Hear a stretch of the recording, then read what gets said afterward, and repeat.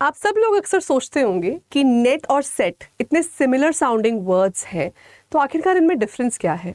क्या अगर आपका सेट क्वालिफाई हो गया है तो नेट क्वालिफाई करना ज़रूरी है? नेट क्वालिफाई हो गया है तो सेट क्वालिफाई करना ज़रूरी है? दोनों की एलिजिबिलिटी में और दोनों की वैलिडिटी में क्या डिफरेंस है? क्या दोनों में कोई डिफरेंस एट ऑल है भी या नहीं? तो आपके इन सभी डाउट्स को आज मैं आंसर करूंगी छोटी सी 5 मिनट की वीडियो में, तो एंड तक मेरे साथ बने रहिए। देखिए, नेट और सेट ये दोनों ही जो एग्जाम्स हैं ये इंडिया में आपको असिस्टेंट प्रोफेसर की पोस्ट के लिए एलिजिबल बनाते हैं। ठीक है, तो ये दोनों ही जो एग्जाम्स हैं ये आपके एलिजिबिलिटी एग्जाम्स हैं। ठीक है, for the post of AP assistant professor की पोस्ट के लिए आपको एलिजिबल बनाएंगे। फर्क सिर्फ इतना है कि नेट के बिगनिंग में एन आ रहा है तो दैट स्टैंड्स फॉर नेशनल, ये नेशनल लेवल का एलिजिबिलिटी टेस्ट है, और सेट के आगे एस आ रहा है तो ये इट स्टैंड्स फॉर स्टेट, ये स्टेट लेवल का एलिजिबिलिटी टेस्ट है। स्टेट लेवल, एक पर्टिकुलर स्टेट अपनी स्टेट में असिस्टेंट प्रोफेसर्स को रिक्रूट करने के लिए एक एलिजिबिलिटी एग्जाम लेगी, वो होगा आपका सेट का एग्जाम। तो अगर आपने उस पर्टिकुलर स्टेट का सेट का एग्जाम क्लियर कर लिया है तो आप उस पर्टिकुलर स्टेट में ही असिस्टेंट प्रोफेसर बनने के लिए एलिजिबल हो जाएंगे। On the other hand, net जो है ये एक नेशनल लेवल का एग्जाम है, इसको एक नेशनल लेवल की बॉडी कंडक्ट करवाती है, और इसको क्वालिफाई करने के बाद आप इंडिया की किसी भी स्टेट में असिस्टेंट प्रोफेसर बनने के लिए एलिजिबल हो जाएंगे। नेट को कंडक्ट करवाने वाली बॉडी है एनटीए। ठीक है, इसको कंडक्ट करवाती है नेशनल टेस्टिंग एजेंसी, और एनटीए ये वही बॉडी है जो इंडिया में CUET, JEEE, JEE Mains, then NEET जैसे बड़े बड़े एग्जाम्स को भी कंडक्ट करवा रही है। ये सारे भी नेशनल लेवल एग्जाम्स हैं। सिमिलरली नेट भी एक नेशनल लेवल एग्जाम है जिसको नेशनल टेस्टिंग एजेंसी कंडक्ट करवाएगी। सेट क्योंकि हर स्टेट अलग स्पेशली कंडक्ट करवाता है इंडिविजुअली, तो हर स्टेट का जो PCS है या फिर जो पब्लिक सर्विस कमीशन है, हर स्टेट का जो PCS है वो इस एग्ज़ाम को जो है कंडक्ट करवाएगा। फॉर एग्जांपल, जैसे अभी रिसेंट में आप लोगों ने सुना होगा कि राजस्थान का एग्ज़ाम कंडक्ट हुआ था, तो RPSC ने जो है वो राजस्थान का सेट कंडक्ट किया था। अभी बहुत ही जल्दी जो है MP का सेट आने वाला है, तो MP PCS जो है उसको कंडक्ट करा रहा है। दिसंबर 2023 में वेस्ट बंगाल का सेट एग्जाम कंडक्ट होने वाला है, तो उसको भी जो है वेस्ट बंगाल का जो है PCS है वो कंडक्ट कराएगा। ठीक है, तो पब्लिक सर्विस कमीशन एक पर्टिकुलर स्टेट का जो है वो आपका सेट का एग्जाम जो है कंडक्ट करवाता है। अब यहाँ से दूसरा सवाल बनता है कि आपके कितने स्टेट्स हैं इंडिया में जो इस वक्त PCS सेट कंडक्ट करा रहे हैं। तो इंडिया में इस वक्त 15 ऐसी स्टेट्स हैं जिनको मैंने गोल्डन 15 बुलाया है, जहाँ पे सेट के एग्जाम्स कंडक्ट हो रहे हैं।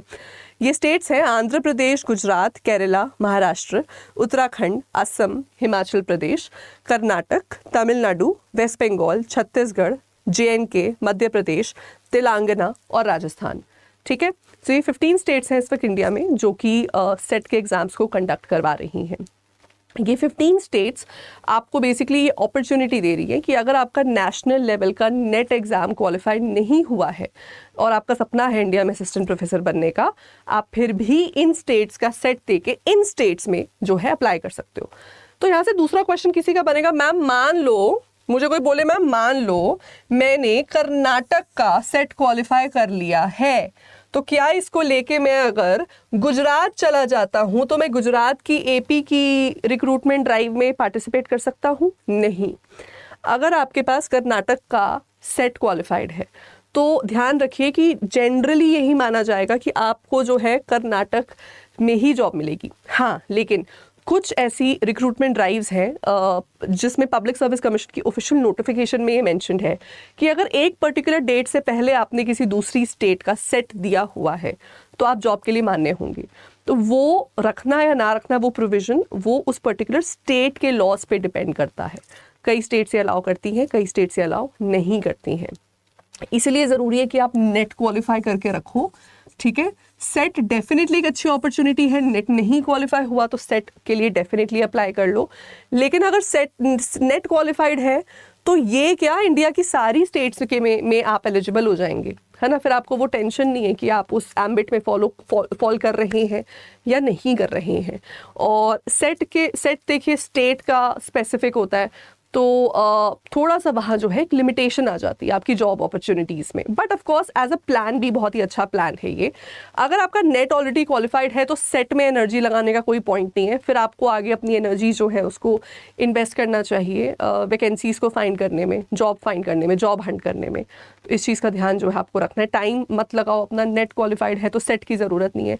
दोनों ही जो एग्ज़ाम्स हैं वो लाइफ टाइम वैलिडिटी के हैं, दोनों ही एग्ज़ाम्स जो हैं वो आपको लाइफ टाइम वैलिडिटी के हैं। यानी एक बार आपने एग्ज़ाम दे दिया, चाहे नेट चाहे सेट, अगर आपका क्वालिफाइड है तो ताउम्र उसकी वैलिडिटी आपके पास रहेगी। दोनों ही एग्ज़ाम्स में there is no age limit, ठीक है, चाहे नेट हो चाहे सेट हो।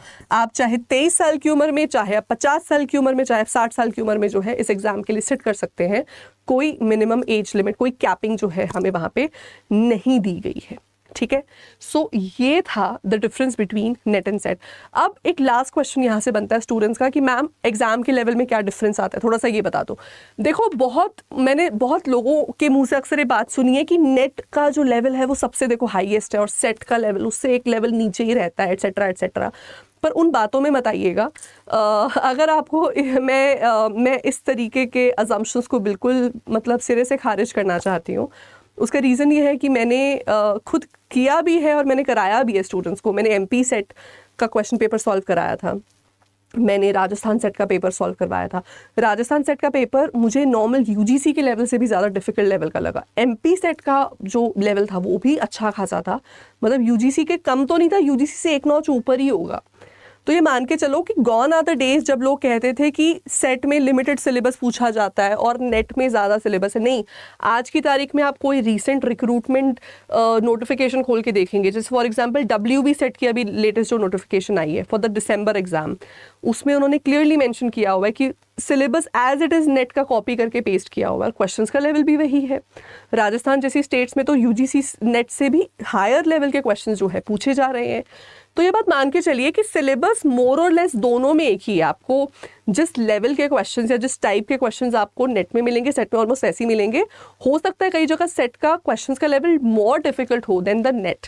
तो सिलेबस को हमेशा से अच्छे से पढ़ के चलिए और पेपर का लेवल क्या रहने वाला है इसके लिए हमेशा प्रीवियस ईयर क्वेश्चंस पे अपनी नज़र बना के रखिए। राजस्थान सेट हो, चाहे WB सेट हो, चाहे MP सेट हो, अगर आपके पास अवेलेबिलिटी है, अगर ये एग्ज़ाम पहले कंडक्ट हुआ है तो कोशिश करें कि आप you get in touch with the previous year question papers and you do have a thorough read of the types of questions that are asked so that आप अपनी तैयारी को जो है accordingly cover कर सकें। बट हाँ, अगर आपने एक बार नेट क्वालिफाई कर लिया तो सेट क्वालिफाई करना थोड़ा सा आसान लगता है, बिकॉज आप ऑलरेडी उस लेवल की पढ़ाई कर चुके होते हो। तो अब सेट की पढ़ाई आपको डिफिकल्ट नहीं लग रही होती है। It is almost like you are brushing up on your old concepts, so it doesn't feel like something new, ठीक है। तो एग्जाम्स के लेवल की बात जो है वो यहाँ तक आ गई है। अब अगर इन टॉपिक के अराउंड और कोई डाउट है आपका तो आप वीडियो के नीचे कमेंट सेक्शन में अपना डाउट मुझे लिखिए, मैं उसके ऊपर एक FAQ सेशन करके आपके सारे डाउट्स को सॉल्व करना चाहूँगी। एंड आई होप इस छोटी सी वीडियो ने आपके सारे डाउट्स को क्लियर कर दिया होगा about the difference between net and set.